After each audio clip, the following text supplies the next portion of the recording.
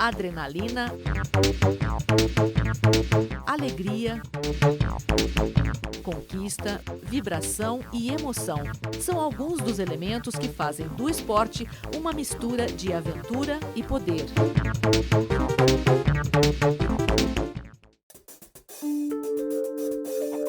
Não se pode esquecer o papel dos ídolos, os verdadeiros porta-vozes do mercado, quando falamos em marketing esportivo.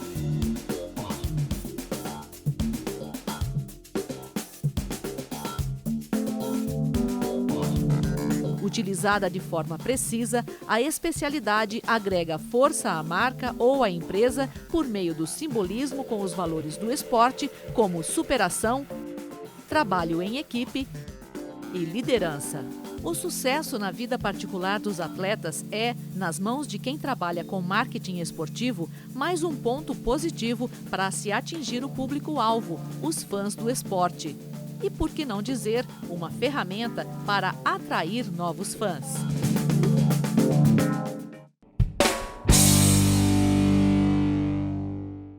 Olá, bem-vindo ao Mais Esportes. Para falar sobre marketing esportivo, nós convidamos dois especialistas. O Fernando Maroni, que cuida da equipe masculina de vôlei de Campinas, Brasil Quirim, e o José Borbola Neto, que é ex-gerente de marketing esportivo da equipe feminina de vôlei da cidade. Boa tarde, vocês. Obrigada pela presença. Boa tarde, muito obrigado. Boa tarde, Ana. Prazer estar aqui contigo. Bom, a gente vai começar com uma pergunta que muita gente faz. O que é marketing esportivo, Fernando?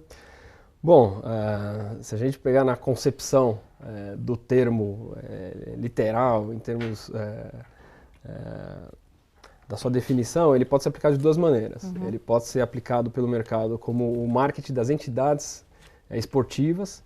Então, aí pegar todas as ferramentas do marketing tradicional dentro da administração e aplicar num clube, numa associação esportiva, num time, né, de alta performance.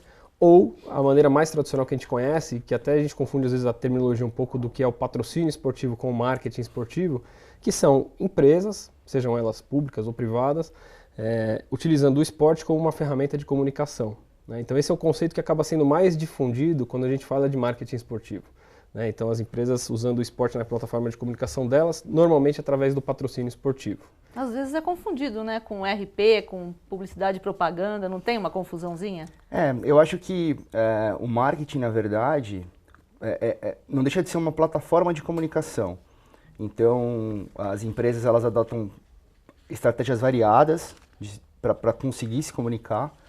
E o esporte é uma área muito interessante, acaba sendo uma área muito interessante por diversos motivos. Seja pelo público que atrai, seja pelos valores mais intangíveis com os quais a empresa pode se associar. E para executar esse patrocínio, né, como o Fernando estava colocando, que de fato existe um pouco essa confusão, né, entre o marketing esportivo, essa parte mais conceitual, e o patrocínio esportivo, que na verdade é como se fosse um subitem desse marketing. E para conseguir executá-lo, a empresa lança mão de diversas outras ferramentas, RP, coisas que são feitas na internet, por exemplo. Então, todas essas partes de execução estão dentro desse conjunto maior que é o marketing esportivo, que na verdade é uma estratégia de comunicação que vai entrar dentro desse mix de estratégias que as empresas costumam adotar para fazer a sua comunicação, para lançar produto, para trazer valor para sua marca, enfim. Como é a atuação do marketing esportivo? Quem é o cliente? É a marca. A marca vai e pede para você um atleta para que represente a marca dele. É mais ou menos isso? O cliente pode ser qualquer um, Ana. O esporte ele pode ser utilizado de acordo com o objetivo de quem está te contratando. Vou dar um exemplo. O meu cliente pode ser uma entidade esportiva. A Ponte Preta pode ser meu cliente. Então eu posso criar uma ação de marketing para desenvolver a marca da Ponte Preta e fazer com que essa marca se torne mais conhecida, mais valiosa, seja reconhecida por mais pessoas ou esteja presente num novo mercado. Tá? Então é uma entidade esportiva. O meu cliente pode ser uma empresa, pública ou privada. Então aí o caso da Brasil Quirim. Brasil Quirim tem uma estratégia de divulgar a sua marca, de penetrar em novos mercados, de fazer com que as pessoas conheçam essa nova marca, conheçam o seu portfólio de produtos. E o esporte é uma das plataformas que ela está usando para poder se tornar conhecida, né? E aí a gente tem várias estratégias, vários componentes que fazem parte desse investimento no esporte e da gestão do marketing esportivo que ela faz conosco, especificamente no vôlei. E cada caso é um caso, seria? Claro. Eu acho que cabe ao profissional ou à empresa, ao receber um briefing ou ao tentar entender o que o cliente quer com o investimento no esporte, sugerir e orientar as ações que vão ser utilizadas. Tá? Então, mas sempre baseado no objetivo final daquele investimento, daquela associação ao esporte ou o que o cliente quer. E aí pode até ser um investimento que de repente nem conceitualmente fosse criado ou pensado para o esporte, pode-se chegar numa ação esportiva que seja a melhor forma de entregar aquele resultado final para um cliente. Por exemplo, o Banco do Brasil, né, sempre foi um incentivador do esporte, patrocinador, mas ele sempre vai nas grandes estrelas, né? Guga, Gustavo Borges, e outros clientes preferem apostar naqueles que estão começando? Então, eu acho que assim, eu enxergo o cenário, exatamente como o Fernando estava colocando, eu enxergo um cenário mais complexo.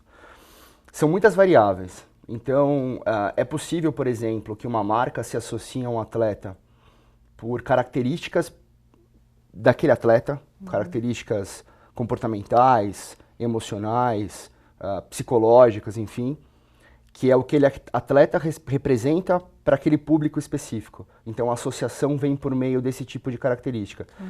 E, no caso de bancos aqui no Brasil, por exemplo, você citou o Banco do Brasil, eu vou citar, por exemplo, a Caixa, que ela está investindo pesado em futebol hoje em dia, tem uma outra, na minha opinião, claro, tem um outro viés, que nesse caso é um viés de uma publicidade um pouco mais antiga, né? Que é o que a gente chama no marketing de awareness, que quer dizer consciência de marca. O Fernando colocou que a marca ela investe, né, na comunicação de uma forma geral e no marketing esportivo para se tornar conhecida. Então esse awareness, que é um termo em inglês, vem justamente disso. Então, por exemplo, a Caixa patrocina tantos times de futebol hoje e ocupa um tempo considerável em todas as transmissões televisivas. Então ela está, por meio dessa utilização desse tempo, dessa exposição toda, é uma forma dela se posicionar contra concorrentes, né, do tamanho de Banco do Brasil, Itaú e Bradesco, que são os 3 maiores aqui do Brasil. Então, eu enxergo esse objetivo específico quando a gente está falando de investimento de banco. Existe uma questão de fomento. Historicamente, o Banco do Brasil tem essa associação com essa parte mais de fomento, de investimentos em jovens, por exemplo. Mas eu enxergo mais esse lado da publicidade, de ter espaços publicitários inseridos em contextos esportivos, tá, para colocar dessa forma, como talvez o principal interesse do que propriamente ajudar a fomentar o esporte por si só. Isso existe, não estou eliminando. O que eu estou dizendo aqui, do ponto de vista mais comercial, eu acredito que esse viés da publicidade ele seja bem interessante em alguns casos, como é o caso da Caixa, que eu citei o exemplo. Complementando só, quando a gente fala das estatais, então a Caixa quebrou o paradigma entrando em clubes. Existia até então uma tradição e era até digamos, uma regra velada dos governos de que as empresas estatais no Brasil elas patrocinariam confederações ou atletas de nível nacional para competições internacionais representando o Brasil. Né? Então você citou o Banco do Brasil, que é o patrocinador do vôlei, da Confederação Brasileira de Vôlei há muitos anos, né? Mais de 20. E você tem outras, então, Eletrobras, Petrobras, enfim, todas as estatais, cada uma delas investe em algumas confederações. Correios, né? O Correios é um investidor tradicionalíssimo do esporte nacional, mas sempre em confederações. E aí talvez, por isso da sua pergunta, da associação de, o banco investe no Guga, investe no vôlei, quer dizer, no Giba, nas grandes personalidades. É porque, tradicionalmente, essas estatais investem lá nos atletas de ponta de alto rendimento, nas confederações e nas modalidades que vão disputar competições internacionais. A Caixa foi essa primeira quebra de paradigma de investir em clubes. Até então, quando se falava de estatais, o investimento era sempre lá em cima. É possível investir num atleta só? Não é? Claro. Uma marca, por exemplo, o Neymar, claro. que é todo... vamos supor que o corpo do Neymar seria mapeado em cada pedacinho. Um macacão de Fórmula 1. Isso, O que acontece é o seguinte, aí são tipos de investimento diferentes. Você pode usar uma personalidade, e aí os atletas, eles se encaixam dentro dessa categoria de personalidades, que as marcas, e aí através das suas agências de propaganda, elas vão identificar naquele momento uma estratégia de atrelar a marca delas a personalidades por conta principalmente de algum atributo, que seja sinérgico ou que eles entendam que, por exemplo, o Neymar deve ter algum atributo que as marcas que o patrocinam entendam que vale a pena estar colado com ele, né? E aí foge um pouco do patrocínio esportivo. Aí é uma questão bem de comunicação e que independe um pouco do dia a dia do atleta, do que isso não vai fomentar o treino dele, a prática esportiva. Na verdade, é pegando uma imagem dele, como poderia ser um ator, uma atriz ou uma personalidade conhecida um piloto, quer dizer, aí não necessariamente um jogador de futebol ou um atleta de outras modalidades, né? Para complementar, eu citei uma coisa no começo de valores mais intangíveis do esporte. Eu acho que as individualidades no esporte, né, os atletas todos, de todas as modalidades, eles estabelecem uma relação com esse aspecto mais intangível do esporte. Com a questão da solidariedade, todos esses valores que estão atrelados à prática esportiva, seja ela de competição ou não, são muito interessantes para, vou arriscar aqui falar, para todas as marcas, né? Então, na medida em que você consegue, agência de comunicação, como o Fernando falou, quando vai fazer um trabalho para uma determinada empresa, ele estabelece, por exemplo, uma persona, que na verdade seria uma figura que representa o público-alvo daquela marca. E a gente vai descobrir que para a marca X, por exemplo, o público-alvo é um público que está relacionado com atributos do Neymar, seja jovialidade, seja a utilização de redes sociais, que ele é super ativo em redes sociais, assim como é muito da nossa juventude de hoje. Então, é a agência que vai encontrar esses pontos de contato, né, através dos quais sejam possíveis estabelecer sinergias, né, entre atributos da marca e atributos do atleta. Então, isso, por um lado, é uma estratégia de comunicação pura, vamos colocar dessa forma, mas por outro lado, se a gente considerar o marketing esportivo como a união de todos esses elementos das relações públicas, de mídia tradicional e, por que não, do patrocínio individual, ela entra também como um braço do marketing esportivo. De repente, como foi o caso do Ronaldo no Corinthians, para viabilizar um patrocínio esportivo maior, mais amplo, você utiliza o patrocínio individual de um atleta. Que acho que o exemplo do Ronaldo deixa isso muito claro. O Ronaldo, muitos daqueles patrocínios todos que tinham no uniforme eram dele, iam para ele individualmente, mas aquilo viabilizou o planejamento todo que o Corinthians fez naquela época. Então, o marketing esportivo, ele tem, não só o marketing esportivo, o marketing em si, ele tem muita influência na vida particular do atleta. Sem ele dúvida. acaba formando. Sem dúvida. Não é? Se for na base, ele acaba formando. Sem dúvida. E hoje, essa parte comportamental dos atletas, né? Então, que atributos estão associados a eles, o que você enxerga neles enquanto marca deles. Então, o Neymar é uma marca hoje. O Guga é uma marca, você citou ele, né? Antes. Quer dizer, por que o Banco do Brasil, hoje o Guga é um ex-atleta? Porque o Banco do Brasil continua patrocinando o Guga. Que atributos ele tem? Né? De que maneira eu vou utilizar ele? Só em campanhas publicitárias? O Guga faz eventos de relacionamento para o banco? Ele consegue, quando você coloca ele num jantar com clientes importantes do banco, por exemplo, que tipo de atributos e de negócio ele gera para o banco hoje em dia? Quer dizer, esse tipo de percepção, os jogadores têm tido cada vez mais. Hoje existem já várias empresas e agentes também que cuidam da carreira desses atletas, pensando inclusive nessa questão da marca que eles representam, para eles, né? E essa marca pode ser associada ou explorada de diversas maneiras. Né? Claro, a serem vendidos. Né? Licenciamento de produtos. Quantos atletas têm? Produto mini boneco, camisas autografadas, linhas de confecção, enfim. As mais diversas, e aí a possibilidade é infinita. O especialista em marketing, ele tem influência na contratação do atleta? Vamos lá. Vou dar o exemplo da nossa equipe aqui de Campinas, né? O Vôlei Brasil Quirim, ele é um projeto que ele é da ESM, uma empresa de marketing esportivo, e a gente faz a gestão completa do projeto. Tá? Então, a Brasil Quirim é uma patrocinadora que enxergou nesse projeto uma porção de atributos que tem sinergia com os seus objetivos ao investir no esporte, e quem faz a gestão completa do projeto é a ESM, através de um gestor, nesse caso eu sou a pessoa responsável. Essa gestão aqui, ela é 360, então desde a contratação dos profissionais da comissão técnica, dos atletas, das pessoas que vão gerir o projeto, até o acompanhamento do desenvolvimento das atividades e as ativações em marketing, por exemplo, a SM é responsável por tudo. Então a gente tem um projeto onde sim, nós somos responsáveis por todas essas áreas. E aí, não é um especialista em marketing, eu não me julgo um especialista em marketing, né? A gente tem que ter um conhecimento esportivo, é muito importante, e também o conhecimento de comunicação, de marketing, das entregas para que possa acontecer. Né? Porque sem o conhecimento esportivo, eu venho da área esportiva, minha origem é esportiva, fica muito difícil poder cair para esse lado mais de gestão esportiva. Né? Aí a gente está falando um pouquinho mais de gestão esportiva. E eu acho complicado um profissional que seja só de marketing conseguir ter conhecimento para poder fazer uma contratação. Ah, por que esse atleta, por que não aquele, ou por que a comissão técnica? Aí pode se confundir as coisas.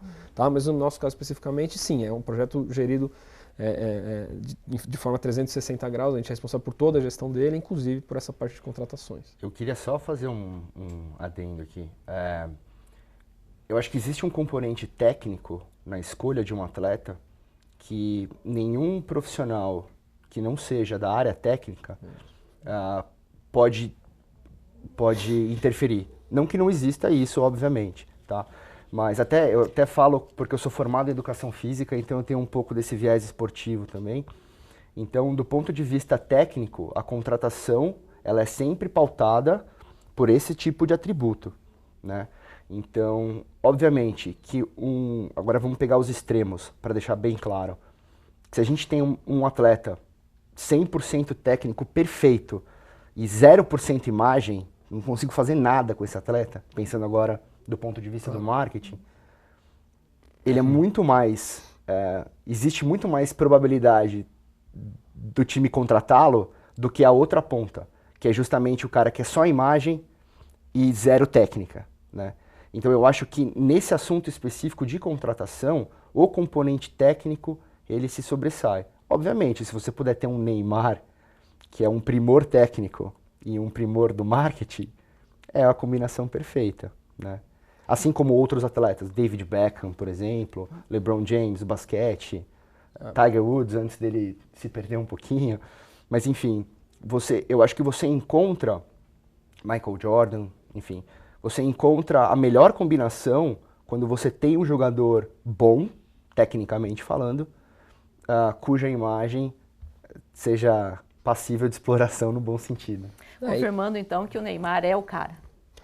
Não tem como negar, né? A gente é uma marca, como atleta, eu acho que ficou claro, né, ao longo da Copa, o quanto ele representa hoje, né, no mercado brasileiro, de importância pela qualidade técnica que ele tem. E como marca também, né? É impressionante os números, o apelo, o conhecimento, o quanto ele consegue ser simpático e ter sinergia com diversos públicos, né? Então hoje realmente é uma das principais figuras em termos de conhecimento do esporte brasileiro, não tenha dúvida. A gente só vai fazer um intervalinho e voltamos a falar do boné do Neymar. Vamos lá. Voltamos dentro de instantes, então, para continuar a nossa conversa com os especialistas em marketing esportivo, o Fernando Maroni e o José Borbola Neto. Até já. Você fica constrangido quando encontra uma pessoa com deficiência? Então, está na hora de mudar. Deficiência não é doença e essas dicas são para você. Ao conversar com o cadeirante, procure sentar-se. Assim, vocês mantêm a mesma linha do olhar. Para ajudá-lo a subir um degrau, segure a cadeira com firmeza e incline para trás, levantando as rodinhas da frente. Para descer, faça a manobra de marcha ré, sempre apoiando para evitar solavancos. Mas nunca movimente a cadeira sem antes pedir permissão ao cadeirante. E em nenhuma hipótese, nem por um segundo, estacione na vaga reservada a pessoas com deficiência ou ao lado de guias rebaixadas. Você gostaria que construíssem um muro na porta da sua garagem? Pois é, quando você estaciona em lugares reservados, está impedindo que o deficiente físico se locomova. Cidadania é saber conviver com as diferenças.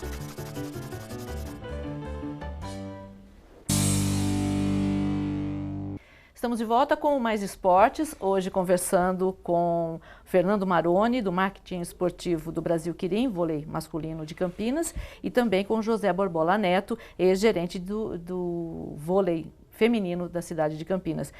Durante a participação nos campeonatos, né, internacionais, os jogadores da seleção eles costumam copiar o cabelo do outro, né, o moicano do Neymar, ficou loiro, o outro também fica. Teve uma época em que todos ficaram carecas, disseram que foi uma aposta e tal. Isso também faz parte do marketing esportivo? Eu acho que isso pode ser explorado pelo marketing esportivo. Mas eu acho que é importante a gente ter em mente também que são todos muito jovens, né? Então o Neymar, por exemplo, tem 22 anos, né? Então eu acho que também tem esse componente jovial nessas brincadeiras, etc. De fora, né? E também até pela forma como a mídia aborda esse tipo de assunto, a gente tende a achar que, cortou o cabelo de um jeito, é marketing. Mas eu acho que existe um pouco de uma naturalidade também nesse tipo de brincadeira.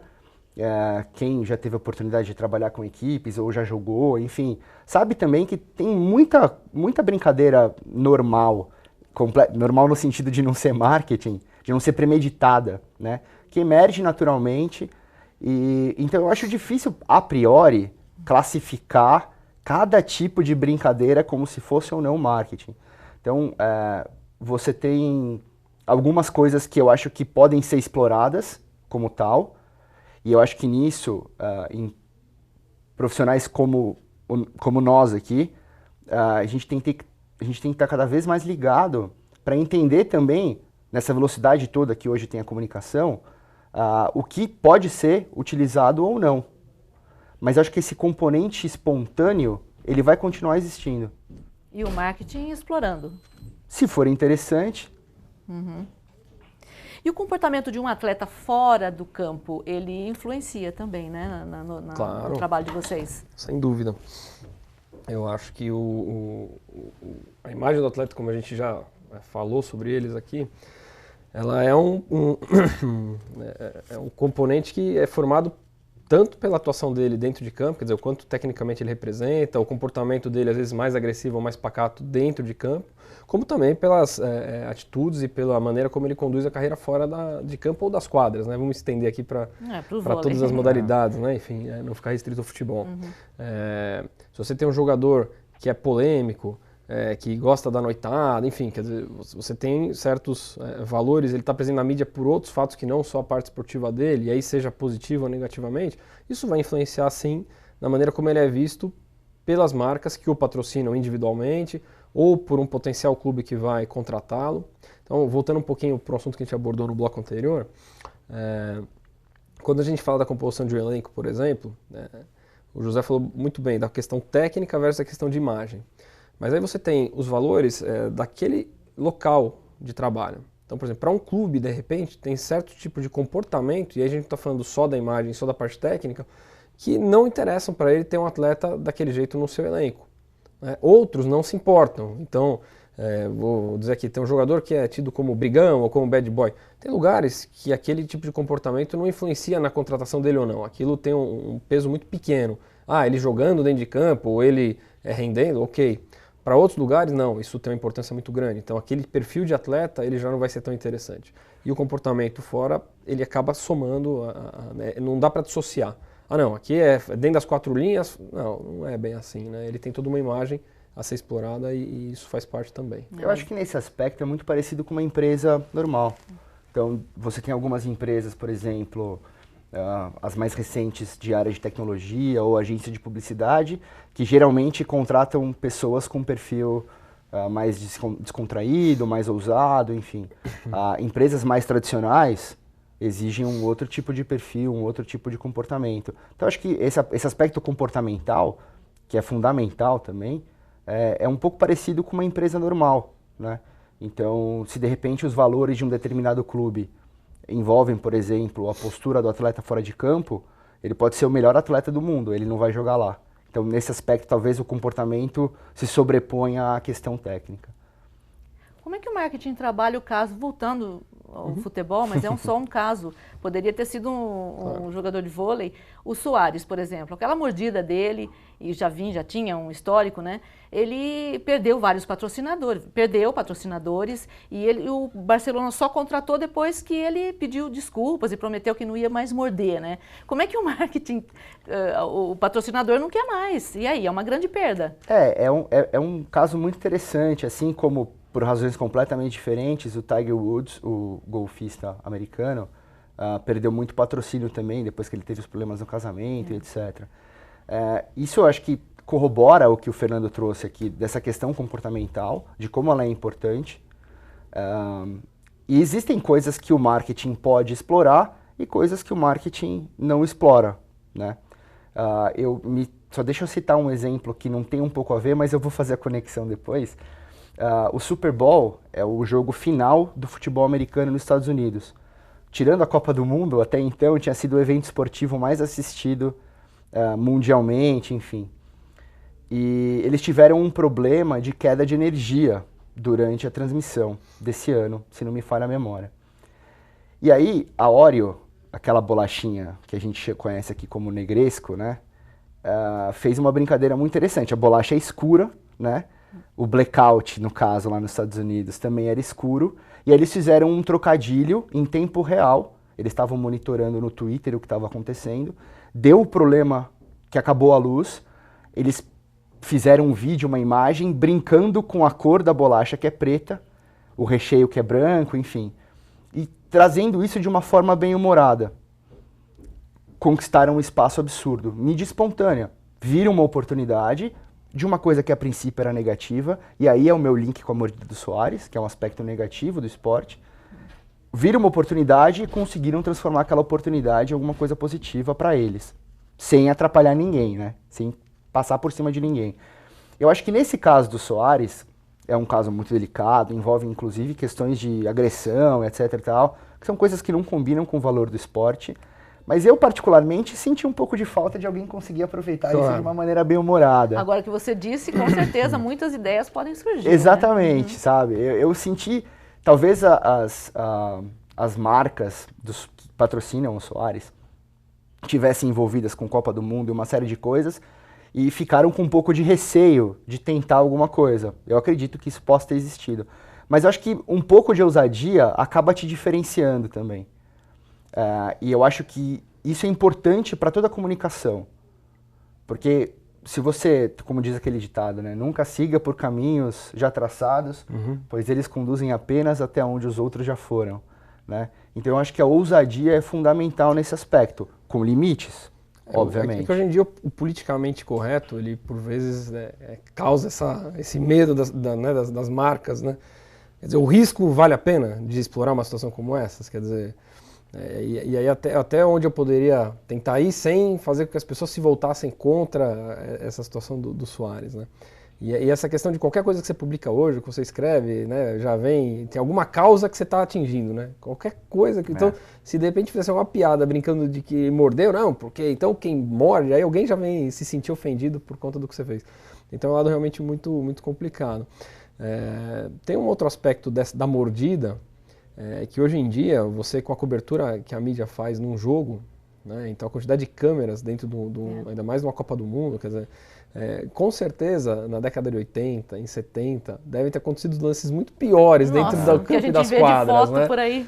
E hoje em dia é isso, quer dizer, você vê que um lance ali, uma agressão, claro, que não condiz com os valores do esporte, né? Obviamente não estou aqui defendendo o Soares.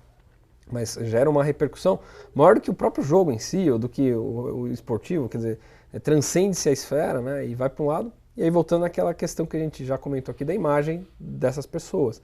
Quer dizer, tanto dentro quanto fora né, o cara que começa a frequentar a balada, beber demais, né, o quanto cai o valor dele de um contrato de patrocínio. E aí quando a gente fala do atleta nessa esfera, eles são muito parecidos com os artistas, cantores ou atores, atrizes, né? Porque são todos personalidades. O que eles valem é pela personalidade. Você tem o Tony Ramos hoje fazendo uma campanha nacional aí, né, enorme, né, ele pode ser equiparado a qualquer jogador, atleta nesse nível de personalidade. E até para fazer uma última provocação em relação a esse assunto do Soares, eu fiquei imaginando agora dois casos diferentes. Assim, uma marca, por exemplo, que atuasse exclusivamente em algum país da Europa, a Itália no caso, que foi o time adversário, talvez lá a comunicação adequada seria ir contra o que o Suárez fez. Uma empresa que trabalha o Suárez exclusivamente no Uruguai, talvez pudesse apoiá-lo, porque no Uruguai ele virou herói, né? Foi recebido no aeroporto, o presidente foi até o aeroporto recebê-lo, enfim. Então, existe esse aspecto do contexto, né, do qual eu acho que a gente não pode simplesmente pensar esse fator específico e analisá-lo independente do contexto dentro do qual ele ocorre. Então, eu acho que isso é fundamental também. Vôlei, finalmente. Bom, o vôlei o vôlei brasileiro não tem feito lá boas apresentações ultimamente, né? E isso influencia de que maneira os negócios? Bom, eu tenho opinião um pouco contrária à tua. A gente acabou de ser vice-campeão da Liga Mundial com o masculino. A gente não fez um começo de liga grandioso, tivemos algumas derrotas, mas a campanha em si, de novo, o Brasil estava lá no pódio, entre as 3 melhores equipes, e se manter tantos anos seguidos, quer dizer, desde 2000, o Brasil ele frequenta todas as competições entre os 3 primeiros colocados, falando do masculino, e o feminino também não é muito diferente. O feminino teve alguns momentos de oscilação um pouquinho maior, mas via de regra está lá entre as 3 melhores equipes. Eu acho que é muito difícil a manutenção desse tipo de performance. Eu continuo considerando a nossa modalidade extremamente vitoriosa e competitiva, né? E eu acho natural existirem momentos de oscilação técnica. Você tem gerações, você tem momentos de saída de jogadores que vinham há muito tempo na seleção, a chegada de novos, assumindo novas responsabilidades, o perfil dos jogadores muda, então a maneira como aí o Bernardinho, que está lá há muito tempo, e o Zé Roberto, tem que tratar, conduzir, entender aqueles jogadores, ela vai mudar, e ele precisa de um tempo para se adaptar a isso, quer dizer, entender como cada um reage, a característica de cada um no momento de pressão, enfim, eu acho que os momentos são diversos. Mas eu ainda considero a nossa modalidade com um potencial técnico em termos de disputa enorme. A gente tem campeonatos mundiais agora em setembro e outubro, masculino e feminino. E o Brasil ele vai sim candidato a disputar medalhas e a ser campeão nos dois. Então, eu não vejo como um decréscimo técnico. O vôlei passou por uma turbulência em relação à sua gestão, né, a questão da confederação. Isso sim acaba afetando todo mundo que é envolvido com o esporte de alguma maneira naquela modalidade. Então, toda vez que existe qualquer suspeita, escândalo ou desconfiança sobre algum fato, isso gera, tem alguma coisa estranha acontecendo lá. Né? Mas para nós que estamos no meio, a gente só tem que elogiar o que as seleções trouxeram. Né? Hoje o vôlei tem cenário de destaque muito por conta da performance das seleções. Isso traz uma visibilidade. Ela não é transferida diretamente para os clubes, então aí tem uma outra questão bem profunda a ser trabalhada, que é a manutenção, a gestão, como é que é o modelo de negócio dos clubes, e não só do vôlei, de qualquer modalidade que não seja futebol no Brasil. Né? Mas em termos de seleção é por aí. Eu acho que a gente ainda tem bastante lenha para queimar e tem uma performance muito bacana ainda. Eu queria só acrescentar uma coisa importante, porque é interessante a sua pergunta, como ela vincula o sucesso técnico, né, com o sucesso do business, né, do negócio. Esse é um dos modelos. Né? Então, por exemplo, Estados Unidos é um time que também está sempre entre os 4 ou 5 melhores do voleibol mundial. Às vezes, inclusive, ganhando do Brasil na final. Claro. Os Estados Unidos não tem um campeonato profissional de voleibol. Então, pera lá, né? É nesse aspecto que eu acho que entra que para mim é o mais fundamental de tudo, que é a questão do modelo de gestão do esporte. Mesmo o futebol, né, que está sendo duramente criticado pós-Copa do Mundo, e infelizmente a confederação não dá indícios de que vá mudar alguma coisa, mas esse é outro assunto. Então eu acho que esse aspecto do modelo de gestão é o ponto-chave para a gente falar da relação entre o esporte e o negócio. Porque a empresa, ela não ganha só quando o time ganha. A empresa vai ganhar em cima de diversos outros fatores que só vão conseguir operar muito bem se o modelo de gestão for adequado. Coisa que aqui no Brasil não é, nem o futebol. Esse é um aspecto. O outro aspecto é, muitas empresas, algumas das quais já investem há muito tempo no esporte, elas enxergam o patrocínio esportivo como meramente uma oportunidade de você estampar a sua marca e exibi-la na televisão para um grande público. Dificilmente outros fatores são bem utilizados por meio de outras ferramentas que não a simples exposição da marca. Então, esse é um outro aspecto fundamental da relação entre a vitória desportiva e o sucesso do negócio. O patrocínio esportivo ele tem que ser visto sob a ótica do marketing esportivo, sobre tudo aquilo que a gente citou no início da entrevista, né? Sobre todos aqueles fatores. E eu acho que esse é o ponto fundamental, agora olhando do lado da empresa, por que a empresa vai achar interessante investir ou não em esporte? Eu acho que essa é a pergunta interessantíssima. Uhum. E no jogo de despedida do André Heller, a gente sentia, para qualquer lugar que a gente olhasse, a gente via e sentia Brasil Quirim. Isso tudo foi bem estudado, né? Claro, qualquer evento que a gente faça é super planejado e existe toda uma estratégia por trás disso. Então, com um jogo daquele, é uma festa, na verdade, do vôlei nacional, a gente conseguiu reunir, a gente tem lá um relatório pós-jogo, tinham 23 medalhas olímpicas em quadra. Né? Você fazer um evento com esse apelo, né, esportivo, e tanto que você teve presente, você viu o público, né, a gente acabou os ingressos lá 2 dias antes do jogo, e a oportunidade de você desenvolver ações são as mais diversas. E é interessante você falar isso porque esse jogo especificamente ele não teve transmissão ao vivo. Ele foi um jogo que ele acabou sendo... Ele teve muita cobertura dos canais de televisão, a gente teve bastante presença da mídia, de jornais, enfim, dos órgãos de imprensa em geral. Mas ele tinha muitas ações para o público presente lá. Então a gente pôde, até por não ser um jogo oficial da Federação e da Confederação, desenvolver várias ações de entretenimento e de associação com o público presente que a gente não pode fazer no jogo oficial. Então vou te dar exemplos. A gente aproveitou o Maurício jogando esse jogo, que não jogava há muitos anos, e a gente sorteou 10 torcedores que puderam atacar uma bola levantada pelo Maurício no intervalo de um set. É o tipo de ação que eu não consigo fazer num jogo normal. E é o tipo de sensação, e aí quando a gente vai dizer da experiência do jogo, que quanto vale alguém ir num jogo e poder dizer, eu ataquei uma bola levantada pelo Maurício. Quer dizer, não tem preço, é uma experiência única. E quem proporcionou isso para mim? Exatamente. E aí quem proporcionou isso? Quer dizer, aí onde entra o Brasil Quirim? Quer dizer, entra como quem está proporcionando aquilo lá, né, para o público espectador. De uma maneira simpática, gerando uma experiência positiva desde a entrada do ginásio. Então a gente teve nesse dia degustação de produto na entrada, interação com o animador, distribuição de brindes. A gente fez a brincadeira com a máscara do André, por ser um jogo festivo. Isso é muito comum nos Estados Unidos, essa questão das máscaras, né? E a gente fez essa brincadeira aqui esse dia. A gente ativou um produto novo da Brasil Quirim. Então uma das estratégias também é a gente, além da marca institucional, poder fazer um cross com os produtos que estão no portfólio da empresa. Essa é uma das estratégias do time. Então o Fibs é um produto novo, é um refrigerante com fibras da companhia, acabou de ser lançado aqui na região sudeste, e a gente tem feito várias ações utilizando a equipe para poder mostrar para o público, inclusive com degustação, em que ambiente fora, na rua, você consegue pegar 2.600 pessoas e fazer experimentar o seu produto. Um jogo de vôlei é uma oportunidade para a empresa.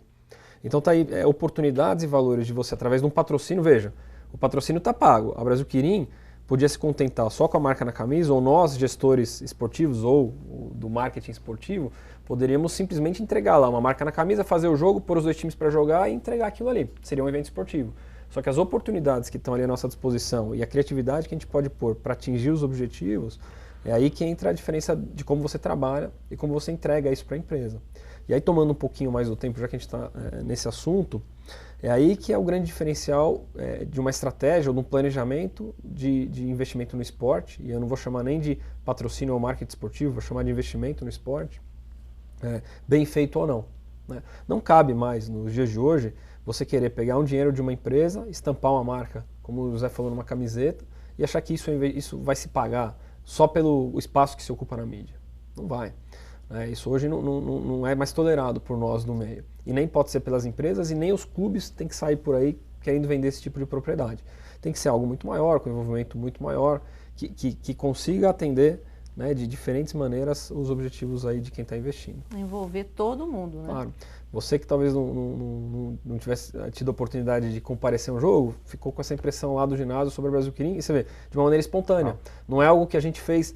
tem que ter muito cuidado também, não pode parecer algo forçado, algo imposto. né? Tem que ser simpático, tem que ser de uma maneira. Então todas as ações elas são seriamente discutidas, planejadas para que aconteçam dessa maneira. Fico feliz pelo teu feedback, inclusive. Foi incrível. Vamos dar só mais um intervalinho e aí voltamos para o nosso último bloco. Voltamos dentro de instantes, então, para continuar a nossa conversa sobre marketing esportivo aqui no Mais Esportes. Você fica constrangido quando encontra uma pessoa com deficiência? Então, está na hora de mudar. Deficiência não é doença e essas dicas são para você. Ao encontrar uma pessoa cega, toque em seu braço e se apresente antes de começar a conversa. Para caminhar, coloque a mão da pessoa cega no seu ombro ou no cotovelo dobrado. Deixe que ela acompanhe o seu corpo e avise com antecedência sobre a existência de barreiras. Nunca faça carinho ou dê alimentos ao cão-guia. Ele está trabalhando para o cego e não pode ser distraído. O cão-guia também pode entrar em qualquer ambiente público. É um direito garantido por lei. Cidadania é saber conviver com as diferenças.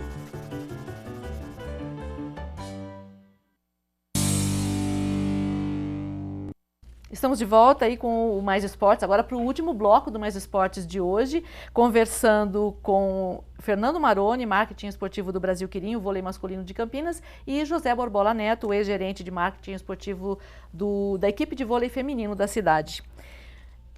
Para você essa agora. A gente tem ouvido aí um zum aqui em Campinas de que a Brasil Quirim vai construir uma arena que vai ser utilizada pelos times da Ponte Preta, do Guarani e do Red Bull. Como é que está esse projeto? Não tenho ideia. Eu tenho que ir lá perguntar para o Gino, que é o presidente da Brasil Quirim. Sinceramente, até me pegou de surpresa. Eu não tinha ouvido falar. A empresa ela tem estratégias bem definidas de investimento no esporte. Isso a gente tem. Então hoje tem um projeto de futsal em Sorocaba. Tem o time de vôlei, que são os dois principais pilares. Tem alguns outros projetos institucionais da Brasil Quirim. Então realmente é uma marca que enxerga os benefícios que o esporte pode trazer ao se associar. E faz de uma maneira muito bacana no sentido do prazo. Tá? Um elogio que eu faço aqui público ao Brasil Quirim, nós temos mais pelo menos 3 anos de contrato já firmados com eles para o vôlei. Então foi um projeto inicial de 4 anos. O investimento no esporte ele tem que ser realmente de médio e longo prazo, tá? Para que a gente possa maximizar o retorno a ser dado pela empresa, para que ela possa realmente associar a sua marca ao esporte, não é com um patrocínio pontual, um investimento ali de repente que não se sustenta que vai conseguir fazer isso, né? Aí às vezes o prejuízo, digamos assim, acaba sendo maior do que o benefício. E a Brasil Quirim, quando entra em algum projeto, ela entra realmente de maneira bem planejada, estudada e para fazer de longo prazo. Vou tentar me informar das arenas. Se eu souber alguma novidade, ou da arena, eu prometo que te trago alguma informação aqui. Maravilha, ia ser muito bom, né? Por que vocês escolheram Campinas? Por que foi escolhido Campinas? Vamos lá, o vôlei masculino particularmente, quando foi montado o projeto em 2010, ele foi a pedido da Medley, e a Medley é uma empresa com sede em Campinas. Naquele momento ela já era uma empresa multinacional, ela tinha sido adquirida pela Sanofi, que é um grupo francês, mas originalmente a Medley tem o seu escritório em Campinas, e o mercado era estratégico porque, inclusive, naquele momento a Medley ela não era mais a líder de mercado aqui em Campinas. A concorrente maior, a MS, tinha prevalência ali, então era estratégico para a companhia mostrar que era de Campinas, gerar relacionamento com a comunidade daqui, tinha uma questão de relacionamento também com o município, com a prefeitura e o mercado e aí quando a gente fala Campinas, é Campinas e a grande RMC, né? A grande Campinas. Então foi muito bacana o retorno que isso deu para a Medley naquele momento, o investimento em termos até de mercado, em 1 ano a Medley voltou a ser líder de mercado aqui e foi muito bacana porque foram feitas poucas ações diferentes do que vinham sendo feitas, exceto o vôlei. Isso foi muito legal. A gente pode ter a percepção que o vôlei ajudou, teve uma parcela de contribuição importante para a volta da liderança no mercado aqui da cidade. Então a decisão de iniciar o projeto do vôlei em Campinas foi por isso. E depois disso, ao você desenvolver um projeto desse com todas essas ações, você envolvendo a comunidade, quer dizer, aí não tinha como, quando a Brasil Quirim veio, quer dizer, se era uma continuidade do projeto, ele tem que ser em Campinas.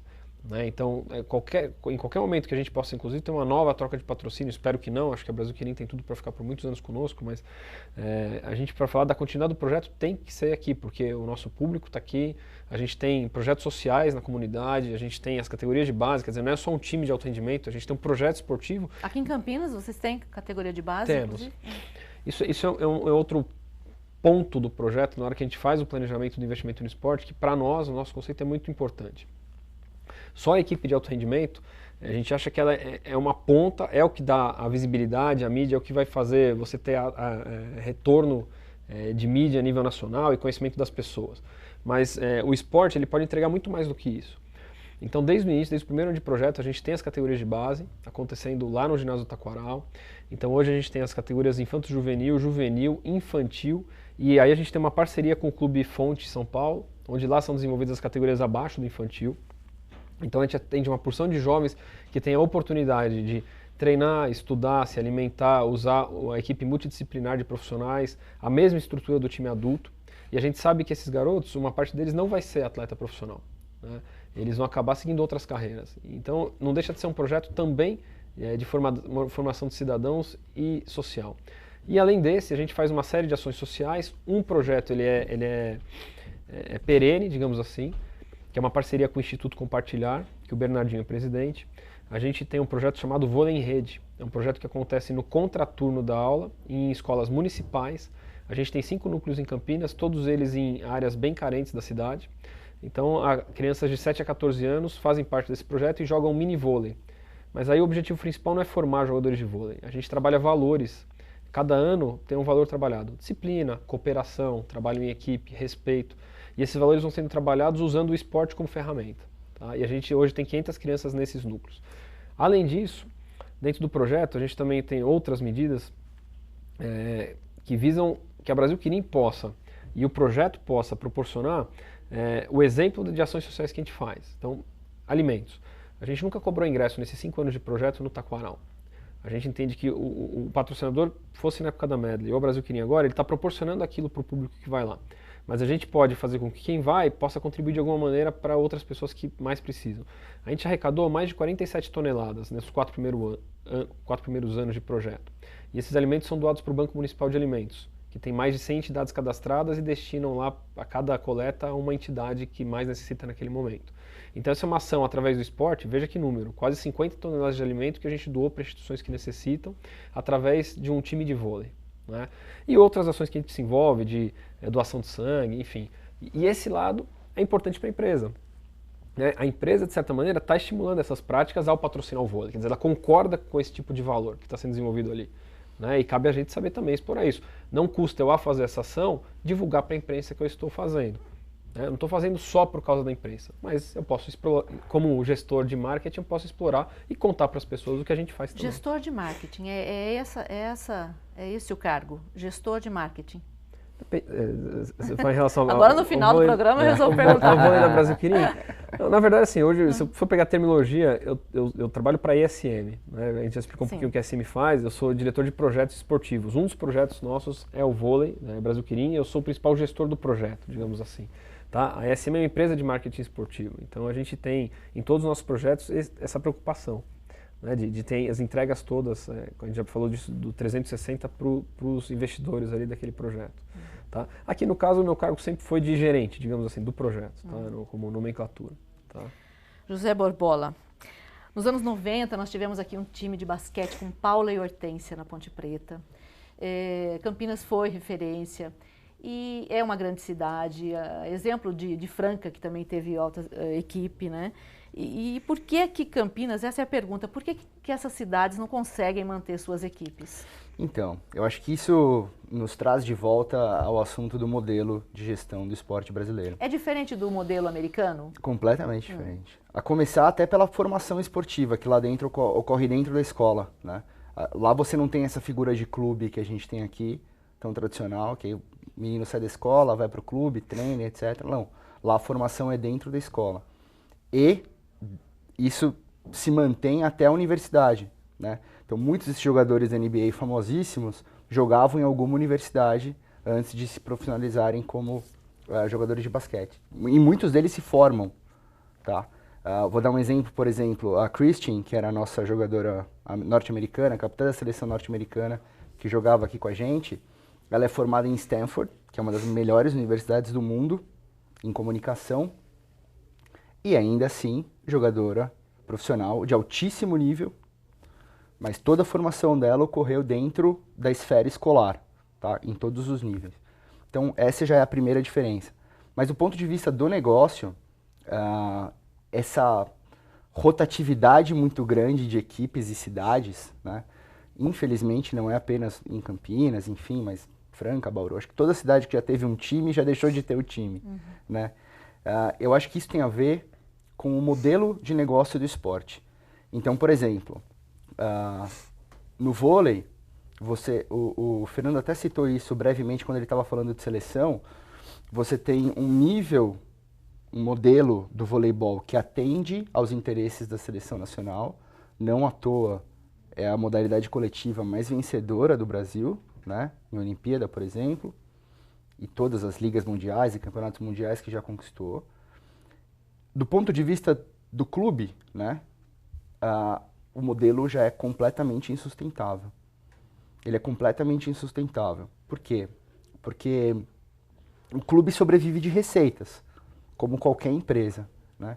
Como qualquer equipe de futebol. E se o modelo da gestão daquela modalidade esportiva, ele não contempla todas essas potencialidades de geração de receita para o clube, a qualidade de transmissão, a qualidade de jogador, qualidade de experiência do público que vai até o ginásio assistir. Todos esses detalhes têm que ser minimamente pensados e cuidados para que o produto esportivo, que na verdade é uma opção de entretenimento que a pessoa tem, e aí eu vou concorrer não com uma outra modalidade, eu vou concorrer com cinema, com teatro, com uma opção de entretenimento. O voleibol é uma modalidade que atrai muita família. A gente tinha uma média aqui incrível aqui na arena de 2.500, 3.000 pessoas por jogo, muitas famílias. Então a família deixou de fazer um programa de família mais tradicional para assistir o jogo. Então o esporte, pensando agora exclusivamente sob a ótica do negócio, ele é uma opção de entretenimento e ele precisa se posicionar como tal. Nesse aspecto, o modelo atual, e eu não digo só do vôlei, de todas as modalidades, é insustentável, né? Com exceção de alguns clubes de futebol, por exemplo, quantos outros clubes tradicionalíssimos do futebol brasileiro não estão passando por sérias dificuldades? Então eu não acho que seja um problema da cidade, não é a cidade de Campinas que perdeu uma equipe ou deixou de ganhar uma equipe, acho que não é esse o ponto. Eu acho que o ponto é o modelo do esporte brasileiro, é um modelo ultrapassado, com muitos problemas, e se ele não mudar, isso vai continuar acontecendo. Agora eu queria pedir para vocês fazerem uma análise do marketing feito na Copa do Mundo. Convenceu?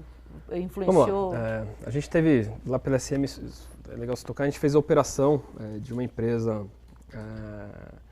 que comprou ingressos para a Copa do Mundo, então a gente esteve presente em todos os jogos em São Paulo e no Rio, tá? Levando clientes dessa empresa para poder assistirem aos jogos.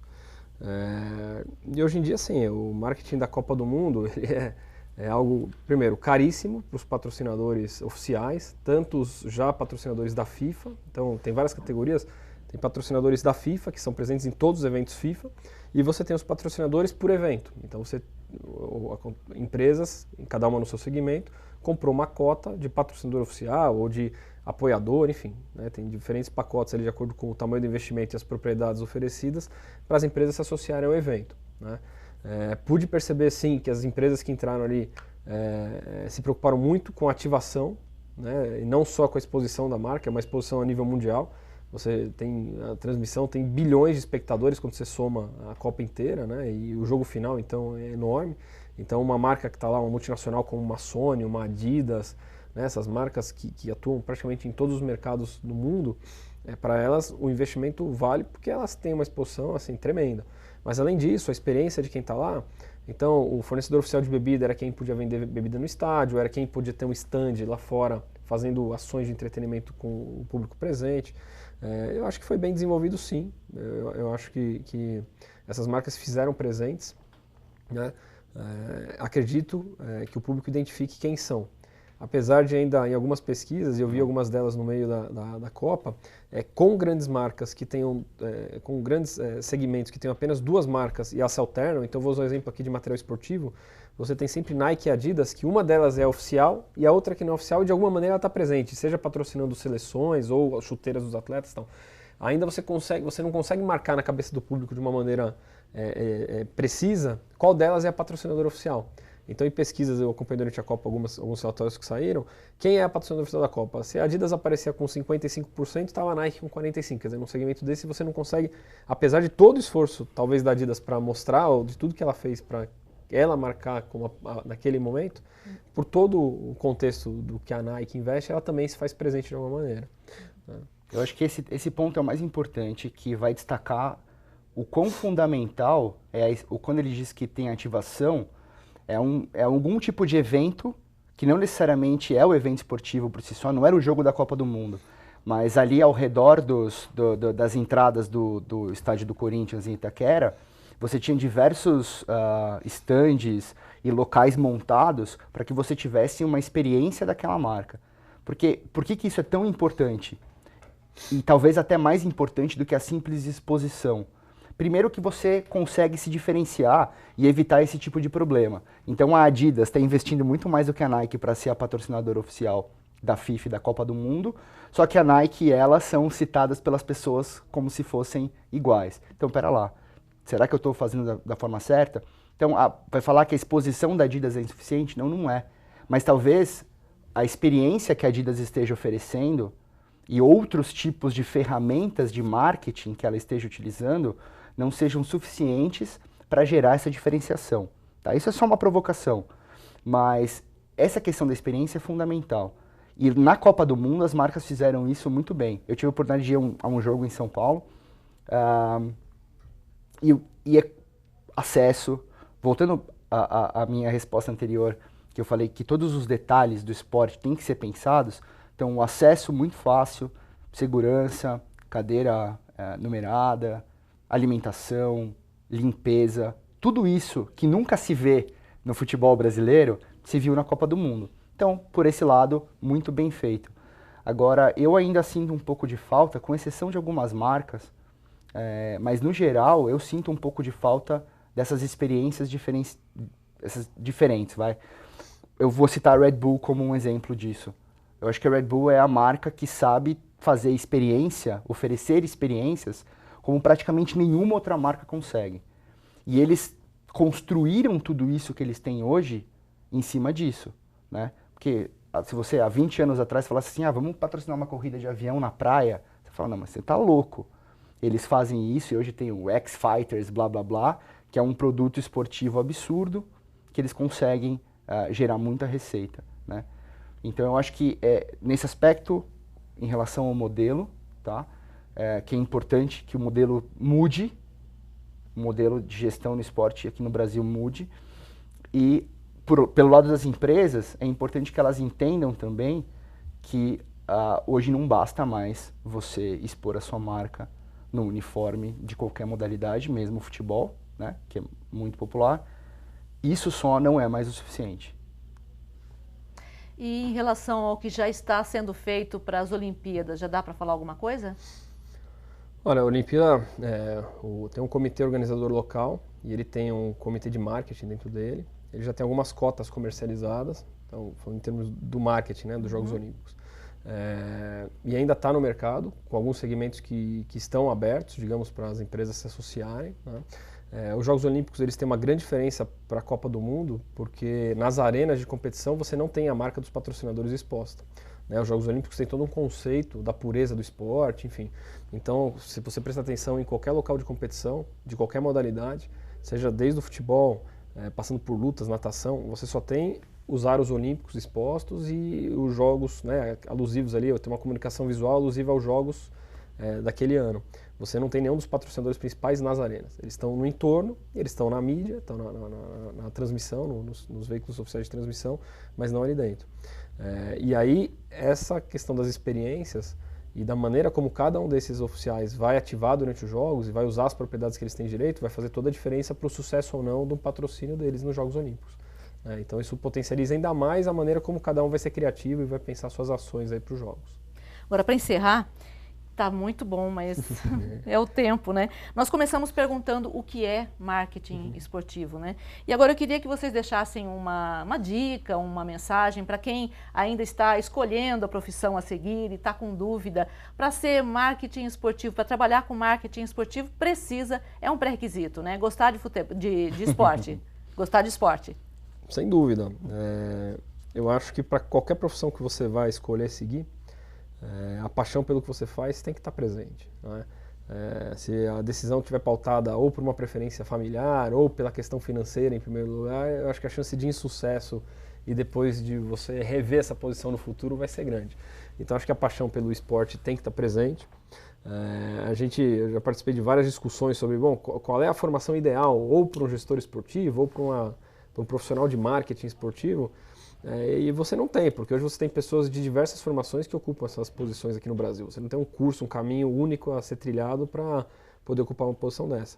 Lógico, o conhecimento, digamos, teórico sobre essas questões que norteiam e nos rodeiam, sejam de comunicação, de ações em marketing, e aí você vai tendo, à medida que você se aprofunda na gestão esportiva, uma série de outras. Então, a parte de legislação é muito importante, você tem uma série de leis e regulamentos dentro do esporte que são específicos para o esporte. Aí você tem a parte de contato com a imprensa, que é importante, então de relações públicas ou de imprensa, enfim.